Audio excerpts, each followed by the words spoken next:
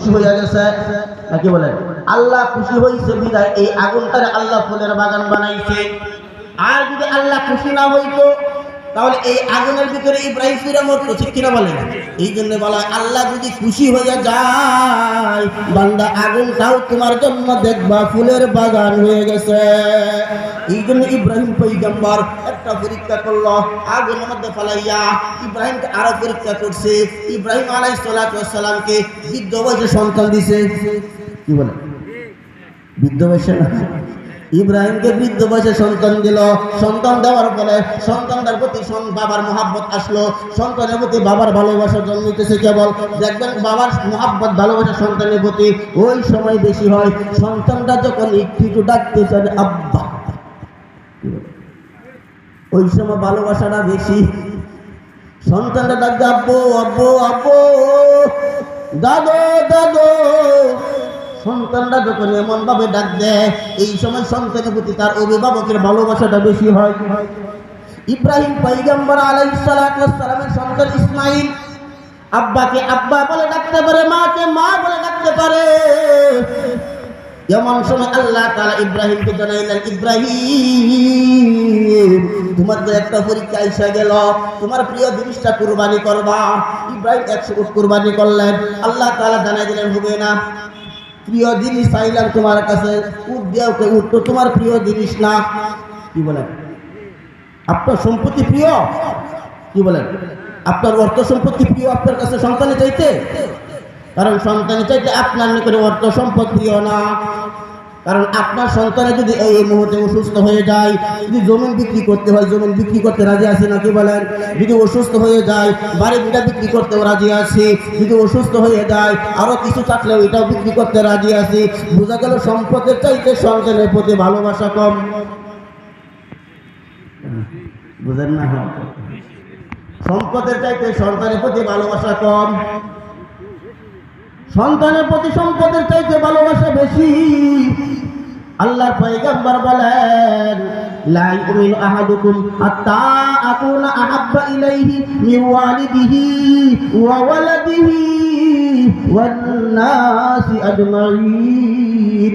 আল্লাহর পয়গম্বর বলেন, লা ইউমিনু আহাদুকুম, তোমরা পরিপূর্ণ ঈমানদার হইতে পারবা না, পরিপূর্ণ মুমিন হইতে পারবা না যতক্ষণ পর্যন্ত তোমার কাছে তোমার সন্তানের চাইতে, তোমার কাছে তোমার অর্থের চাইতে, তোমার কাছে তোমার বাপ মার চাইতে, তোমার কাছে পাতাবসি পাড়া প্রতিবেশী চাইতে নবীকে বেশি ভালো না বাসবা ততক্ষণ পর্যন্ত তুমি ঈমানদার হইতে পারবা। আল্লাহ রাসূল বলেন, না না না, ঈমানদার হইতে পারবা না। ঈমানদার মামার বাড়ি কলা না, মামার বাড়ি গেছ, শ্বশুর বাড়ি গেছ, খায়া পালছ না, না, ঈমান এত সহজ না। এই হাদিসের ভিতরে আছে আল্লাহর পয়গম্বর বলেন, এমন একটা যুগ আসবে, এমন একটা যুগ আসবে, এমন একটা যুগ আসবে হাতের ভিতরে গরম আগুনে আংরা রাখাটা সহজ হবে, কিন্তু ঈমান রাখা এর চাইতেও কঠিন হয়ে যাবে। ঠিক কিনা বলেন? এই জন্য আল্লাহ পাক রব্বুল আলামিন হযরত ইব্রাহিমকে বলেন, ইব্রাহিম তোমার আরেকটা পরীক্ষা এসে গেল। বৃদ্ধ বয়সে আমি তোমাকে সন্তান দিলাম, সন্তানটা তোমাকে আব্বা আব্বা বলে ডাকে, সন্তানটা মাকে মা মা বলে ডাকে। এমন সময় আল্লাহ তাআলা নির্দেশ দিলেন, ইব্রাহিম তোমার প্রিয় জিনিসটা আমার রাস্তায় কুরবানি করবা। ইব্রাহিম 100 উট কুরবানি করলেন। আল্লাহ বলে হবে না। এরপর দিন আবার 100 উট, আল্লাহ বলে হবে না। তৃতীয় দিন আবার 100 উট, আল্লাহ বলে হবে না। এবার আল্লাহ তাআলাকে জানাইয়া দিলে, আল্লাহ তাআলা জানাইয়া দিলেন, ইব্রাহিম তোমার প্রিয় জিনিস তো এইটা না, তোমার প্রিয় জিনিসটা তো তোমার কাছে বৃদ্ধ বয়সে সন্তান। কি বলেন? তোমার কাছে বৃদ্ধ বয়সে তোমার সবচেয়ে প্রিয় জিনিসটা তো সন্তান। এবার সন্তানকে কুরবানি করতে হবে। এবার কি করা যায়? ইব্রাহিম আলাইহিস সালাতু ওয়াস সালাম সন্তানকে বলেন, হে সন্তান, ইন্নী আরা ফিল মানাম, আমি তো স্বপ্নে দেখলাম, আন্নী আযবাহুকা, আমি তোরে তো জবাই করতেছি। কি করতেছি বলেন? ইব্রাহিম বলেন তার সন্তানকে বলেন, হে সন্তান, আমি স্বপ্নে দেখলাম আমি তোকে জবাই করতেছি, এতে তোর অভিমতটা কি, এতে তোর মতামত কি? সন্তান কি বলছে জানেন নাকি? সন্তান কি বলছিলেন? ইন্নী আরা ফিল মানামি আন্নী আযবাহুকা ফানজুর মাযা তারা। ক্বালা ইয়া আবাতি ফাআল মা তু'মার। ক্বালা ইয়া আবাতি ফাআল মা তু'মার। আল্লাহ জানাইয়ে দিলেন, সন্তান বললেন, ইয়া আবাতি, হে আমার বাবা, ইফআল, আপনার স্বপ্নে যেটা দেখছেন, এটা আপনি বাস্তবায়িত করেন। এতে আমার কোনো অসুবিধা নাই, এতে আমার কোনো দ্বিধাবোধ নাই, এতে আমার মনের মধ্যে কোনো খুঁত নাই। আপনাকে আল্লাহ তাআলা যেটা জানাইছেন আমাকে জবাই করার জন্য, আমাকে জবাই করেন, এতে আমার কোনো দ্বিধাবোধ নাই। কিন্তু আপনার আমার সন্তান হইলে বাংলাদেশ ছাড়লো হইলে কি বলেন? আপনার আমার সন্তান যদি হইতো বাংলাদেশ পালাইলে হইলে, যেমন উসমান হাদিরে মাইরা হালুয়া কাটতে পালাইছে, কত কন্যা কে উসমান হাদিকে মাইরা হালুয়া কাটতে পালাইছে, অথচ ঢাকার থেকে একটা লোক হালুয়া কাটতে আসতে 5-7 ঘন্টা সময়ের প্রয়োজন, ঠিক কিনা বলেন? আমাদের প্রশাসন ভাইরা যদি ইচ্ছা করতেন, আমাদের প্রশাসন ভাইরা যদি চাইতেন, এই সমস্ত কুলাঙ্গার সন্তানগুলোকে গ্রেফতার করতে পারতেন কিনা বলেন? আমাদের ওই সমস্ত কুলাঙ্গারদেরকে আমাদের প্রশাসন ভাইরা যদি ইচ্ছা করতেন গ্রেফতার করতে পারতেন। কিন্তু না, আমার মনে হয় এইগুলির ভিতরে প্রশাসনের কোনো হাত আছে? আর নাই তো কেমনে জায়গা ঢাকার থেকে কেমনে হালো কাটতে পালা? হে আল্লাহর বান্দারা, এর জন্য তুমি হত্যা করলা? তোমার মতো একটা যুবক ভাইরে তুমি কেমনে হত্যা করলা? একটু মায়া তো লাগলো না রে ভাই? দেখবেন ভাইকে হত্যা করতেছে কিনা বলেন? ভাইকে হত্যা করে আধা হাত জমির জন্য, 1 লাখ টাকার জন্য, একটু জমির জন্য ভাইকে হত্যা করতেছে। সন্তান হয়ে বাবাকে হত্যা করতেছে, বাবা হয়ে সন্তানকে হত্যা করে, স্বামী হয়ে স্ত্রীকে হত্যা করতেছে, স্ত্রী হয়ে স্বামীকে হত্যা করে। কিসের ভালোবাসার জন্য? এই দুনিয়াটা তো ক্ষণস্থায়ী দুনিয়া, এই দুনিয়া তো থাকার জায়গা না। এই দুনিয়া ছাড়া যে একদিন যাইবা, এর জন্য তুমি একজনের জীবনটা তুমি নষ্ট করলা। আল্লাহ পাক রব্বুল আলামিন ইব্রাহিমকে জানাইয়া দিলেন, ইব্রাহিম তোমার প্রিয় জিনিসটা কুরবানি করো। ইব্রাহিম যখন সন্তানকে বললেন, সন্তান বলে, ইয়া আবাতি ফাআল মা তু'মার সাতাজিদুনি ইনশাআল্লাহ।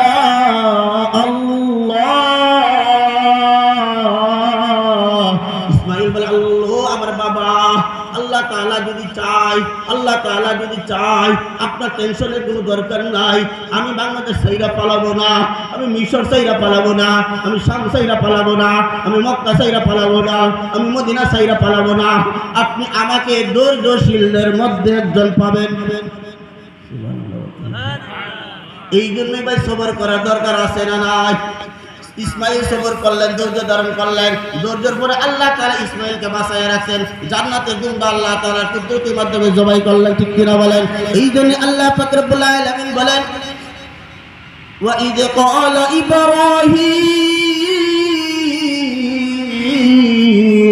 ইব্রাহিম পয়গম্বর আল্লাহর নিকটে বলে, আল্লাহ রব্বি, হে আমার প্রতিপালক, হে আমার আল্লাহ, হে আমার সৃষ্টিকর্তা, হে আমার রাজ্জাক, হে আমার হায়াতের মালিক, হে আমার মরণ দেওয়ার মালিক, আরিনি, আমারে তুমি একটু দেখাও। কি বলছে? আরিনি, আল্লাহ তুমি আমারে দেখাও একটু। কি দেখাও? কাইফা তুহিল মাউতা, আল্লাহ গো তুমি মরা মানুষটারে কেমনে জীবিত করবা, এটা একটু আমারে দেখাও। কি বলেন? আল্লাহ তুমি মৃত মানুষটাকে কেমনে জীবিত করবা আমারে একটু দেখাও। আপনি আমি মৃত্যুবরণ করব কি করব না? মৃত্যুর পরে আবার জীবিত হতে হবে কি হবে না? ইব্রাহিম পয়গম্বর বলেন, আল্লাহ মানুষ মৃত্যুবরণ করবে, মানুষ মাটির সাথে পচে যাবে, মাটির সাথে মিশে যাবে, হাড্ডিও থাকবে না, কিছুই থাকবে না।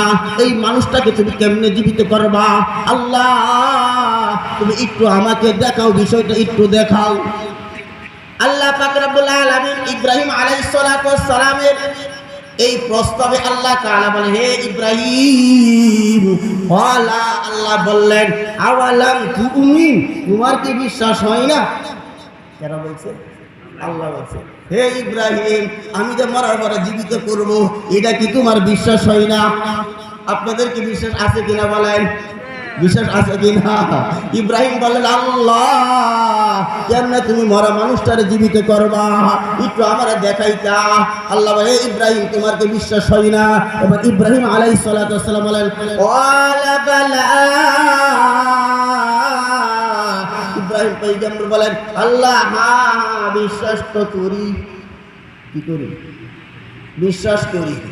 কালা বালা, ইব্রাহিম বলেন আল্লাহ বিশ্বাস তো করি আমি, তুমি যে মৃত্যুবরণ করার পরে জীবিত করবা এটা তো আমি বিশ্বাস করি, এতে কোনো আমার আপত্তি নাই, এতে কোনো সন্দেহ নাই। তুমি মৃত্যুবরণ করার পরে 1 লক্ষ বছর নয় 3 লক্ষ বছর নয় কবর থেকে আবার তুমি জীবিত করতে পারো, এটা আমি জানি বিশ্বাস করি। কিন্তু কেন প্রশ্ন করলাম জানো নাকি? ওয়ালাকিন লিয়াতমাইন্না কলবি, আল্লাহ আমার মনটা কুসকুসাইতেছে, আমার মনটারে প্রশান্তি দিবার লাইগা, আমার মনটারে শান্তি দিবার লাইগা, আমার মনটা বুঝতেছে না। কারণ একবার তো নমরুদে চাইছিল কি আমি তো জীবিত করতে পারি, আমি তো মৃত্যুবরণ করতে পারি। 2 জন মাত্রে ডাক দিছে, একজনের সামনে আনছে, সাথে সাথে হত্যা করছে।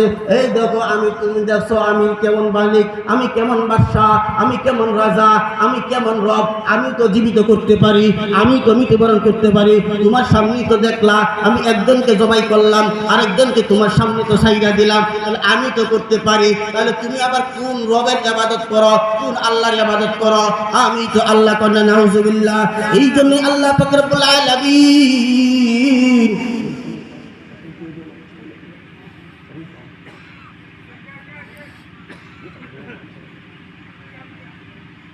ওয়ালা বালা, ইব্রাহিম কি বলছেন? আল্লাহ আমি বিশ্বাস করি তুমি পারো, কিন্তু ওয়ালাকিন লিয়াতমাইন্না কলবি, আমার মনটারে সান্ত্বনা দেওয়ার জন্য, আমার মনটারে বুঝাইবার লাইগা আমি তোমার কাছে এই প্রশ্নটা করলাম, তুমি কেমনে মরার পরে জীবিত করো?